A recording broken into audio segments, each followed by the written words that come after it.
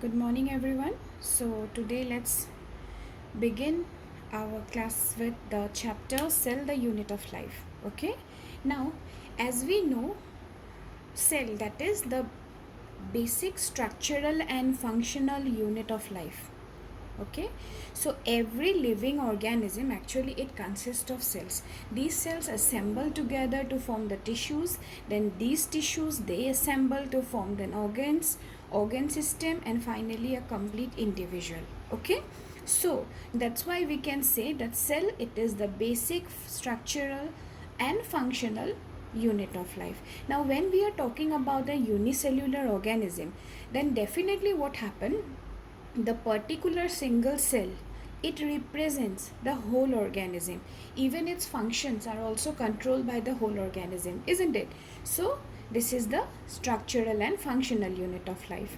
Now cell was first of all identified or discovered by Robert Hooke, and so he is also considered as the father of cytology. Okay, now related to cell we get some of the terminologies like cytology and cell biology. So first of all, let's see what is actually cytology. Cytology, it is the study of form and structure of cells and their organelles with the help of microscope.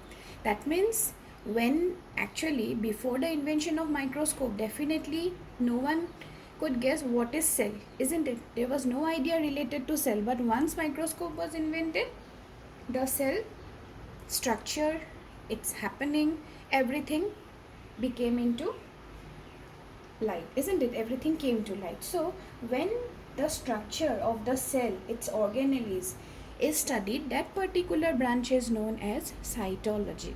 Okay, then cell biology means the branch of biology that deals with the study of structure. Okay, it's biochemistry, what are the chemical constituents present, physiology, reproduction, evolution, and genetics of cell. That means everything related to cell. If this is the study of morphology of or just structure of the cell and the organelles, then this is all the details related to cells. Okay, so these two branches are directly related to the study of the cell. Okay, so when we are studying about cell, so definitely we have to remember Robert Hooke, who first discovered the cell and the father of cytology. The branch of cytology which deals with study of structure of cell and its organelles, and cell biology which deals with the study of the biochemistry, physiology, genetics, evolution, reproduction, structure, everything related to the cell. Okay, now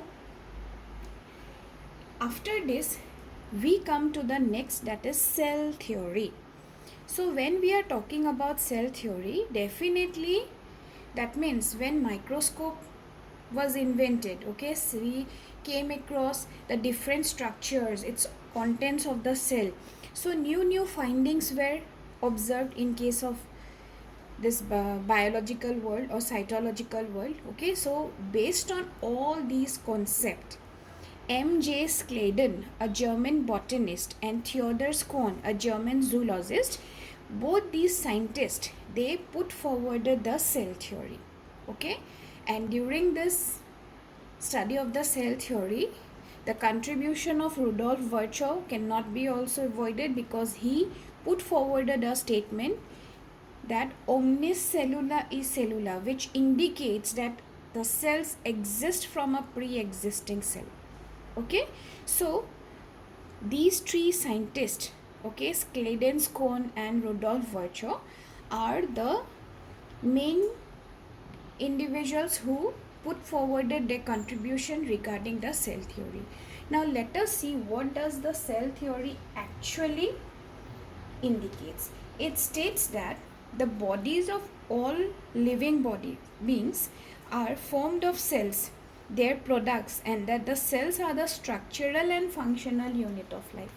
Okay, we are repeatedly telling that cell is the structural and functional unit of life. Actually this particular concept was given or comes from the cell theory. Now Matthias Claden, he was a German botanist, okay, and Theodor Kohn, who was a German zoologist, both studied differently in plant and animal cells, and they compared their findings. Whatever they got, they compared it and finally formulated the cell theory. Okay. So the fundamental features of cell theory are that all living organisms are composed of cells and their products.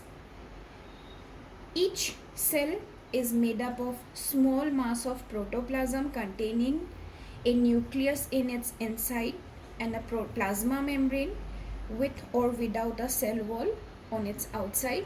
Okay. A cell or all cells are basically alike in their chemistry and physiology.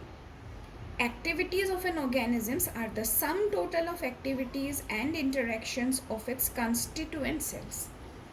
So all these are the main facts or features of the cell theory that was proposed by Sladen and Schwann. But when science become more advanced, okay, new discoveries were found, isn't it? New things were observed. So the cell theory got modernized. Okay, so according to the modern cell theory, the bodies of all living bodies are made up of cells and their products. Okay, then cells are the units of structure in the body of living organisms, and every cell is made up of mass of protoplasms having a nucleus, cell organelles and a covering membrane. Then cells are the unit of functions in living organisms. Now, when a cell can survive independently, its organelles cannot. Okay, that means they are dependent on the cells. Then cells belonging to diverse organisms and different regions of the same organisms have a fundamental similarity in their structure, chemical composition and metabolism. Okay, so the which are belonging to different organisms, so but some things will be similar in their composition, structure and metabolism. Okay, then life exists only in cells because of the activities of life, okay, which are performed by the cells. So how the cells are performing, as to that the life will be existing. Then depending upon the specific requirements, the cells get modified. Okay, as for example, the nerve cells, which are the long cells, muscle cells, okay, elongated cells. So according to their need, they will be modified. Then growth of an organism, it involves the growth and multiplication of the cell. The cell will grow, simultaneously the organism will grow. Genetic information is stored and expressed inside the cell. That means the cell consists of the nucleus, which contains the chromosomes, DNA, where the genetic informations are present. The life passes from one generation to the next in the form of a living cell. Okay, new cells arise from pre-existing cell. That means already we told that statement of Rudolf Virchow. All the present day cells or organisms have a common ancestry because they are derived from the first cell that evolved on the planet. Because first only one single cell came into existence, and only after that the further others we observed, isn't it? So we can say that all the cells, all the organisms, they have a common ancestry. Then cells are totipotent. That means they have the capacity to regenerate. A single cell can regenerate a complete organism. No organisms, organs or tissues can have activity that is absent in a cell. That means if a particular function is not present in the cell, so we cannot say that particular function is performed by the organism. Okay, so these are the main points of the modern cell theory. Okay, then again some objections are also there to the cell theory, which are not according to the concept or features that was proposed by the scientist. So first is that the virus, which are acellular and do not have cellular mechanism. Okay, that is an objection. In some organelles like Cenocyte rhizopus, the body is not differentiated into cells, though it may have numerous nuclei. Now cenocytic cells, we know that a single cell which has more than one nucleus, that is called a cenocyte. So when we are considering a cenocytic cell, so it is not fulfilling the features of the cell theory. Then the protozoans and many thallophytes, Okay, they have uninucleate differentiated body which cannot be divided into cells. Okay, then bacteria and cyanobacteria do not have the nucleus and nuclear membrane bound organelles. Then RBCs and sieve tube cells continue to live without the nucleus. We know if it is a cell, it has to consist of a nucleus, but these cells, they do not possess nucleus. Then protoplasm is replaced by non-living materials in the surface cells of skin and cork. It's Claydon and Scone. They actually did not know how cells formation mechanism took place. Okay, so they believed that cells develop spontaneously like crystals, but actually it was not that, isn't it? So these are certain objections to the cell theory.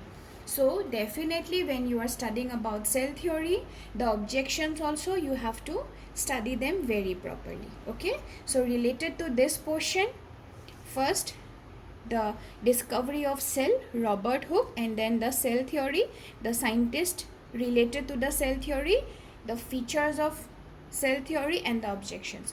All these points are related and important for your subjects. Okay, next we come to the types of cells. So when we are talking about the types of cells, so definitely we find three different types. One is the undifferentiated cells, other is the differentiated, and the third one is the dedifferentiated cells. Okay, so let us first study what is actually undifferentiated cells. Okay, so undifferentiated cells means, so undifferentiated cells, these are actually the stem cells of animals and the meristematic cells of plants, which have the ability or power of division. They continuously divide and redivide, so they are called undifferentiated cells. Then next is the differentiated cells. These cells, they are the post-mitotic specialized cells which assume a definite shape, size and function. For example, the muscle cells, which are meant for contraction, and nerve cells for carrying the impulses. Then is the dedifferentiated cells. Okay, the dedifferentiated cells, they are the cells which lose their differentiated or specialized nature. Neither they are undifferentiated nor differentiated. Okay, and they resume the function of formation of new cells.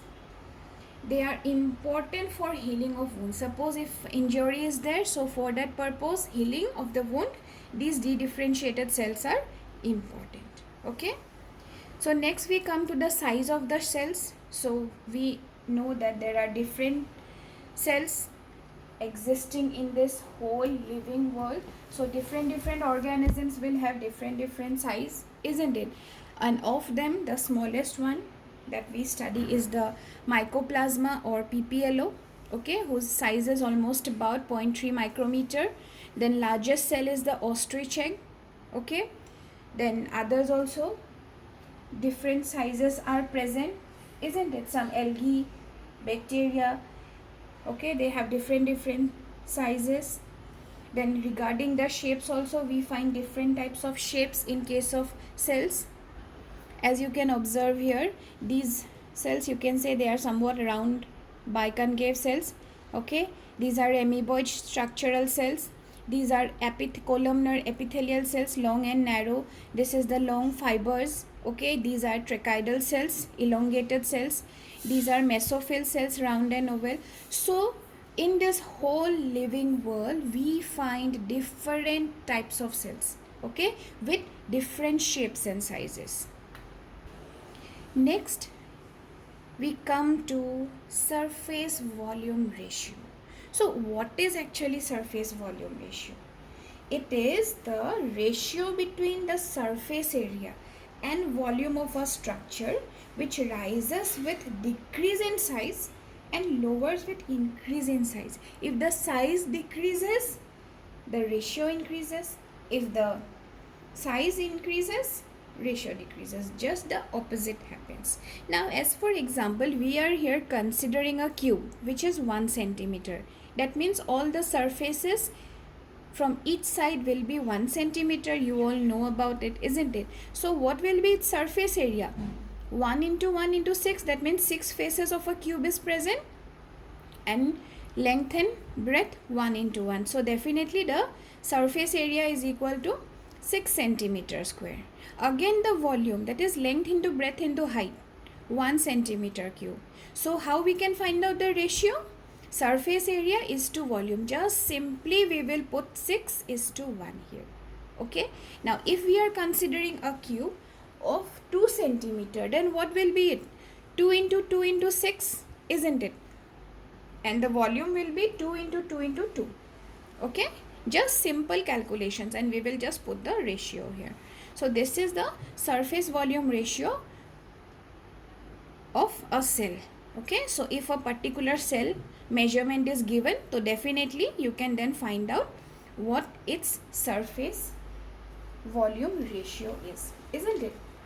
Now next we come to the compartmentalization of a cellular life. For cellular life, that means if we are talking about the cell, that means a particular cell, it has all its organelles, isn't it? So definitely we can compare a cell to a particular compartment.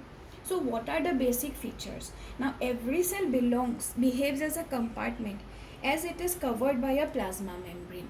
Now the cell, it has a proper membrane. Okay, the plasma membrane is there, and within that plasma membrane, cytoplasm, cell organelles, all these are present. So cell is behaving as a compartment.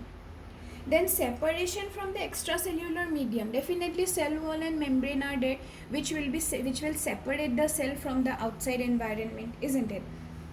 Then they show selective permeability, that means they will only allow those particular things to come inside which they will like. Okay, that's why we are telling that they show selective permeability. Then accumulation, so they show some type of accumulation of inorganic nutrients. Okay, so different inorganic nutrients, they just accumulate inside the cell. Then recognition, cell surfaces, they possess chemicals that will help in recognition of other substances. Then they form a communication, okay, or the plasma bridge, that means the plasmodesmata which is present in the cell, they will help to communicate or exchange of substances from their neighboring cells.